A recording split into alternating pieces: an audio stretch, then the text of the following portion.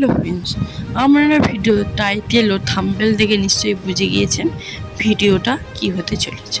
তো ভিডিওটা হতে চলেছে, সামনে আসতে চলেছে ফলহারিণী কালী পূজা।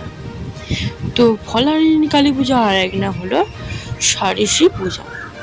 তো ফলহারিণী কালী পূজা মানে হলো আপনারা সারা বছর যে পাপ করেন তা আপনারা এই পূর্ণিমাতে একটি যে কোনো মৌসুমি ফল আপনারা মা কালীর চরণে অর্পণ করলে সারা বছরের পাপ মা কালী হরণ করে। তাই এর নাম ফলহারিণী কালিকা পূজা।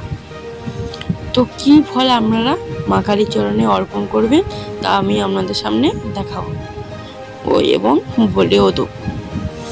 তো মৌসুমি ফল বলতে আপনারা বুঝে গিয়েছেন, মৌসুমি ফল হলো আম, জাম, কাঁঠাল, লিচুটা না করতে পারেন, তরমুজ, আম এবং জাম এগুলো অবশ্যই করবেন।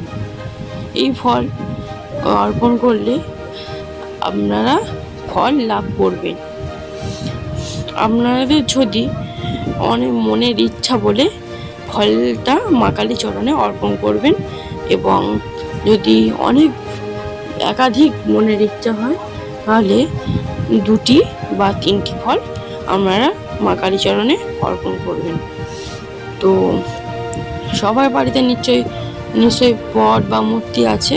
তো আপনারা সবার বাড়িতে কোনো মূর্তি বা ছবিতে মা কালীর আরাধনা করতেও পারেন।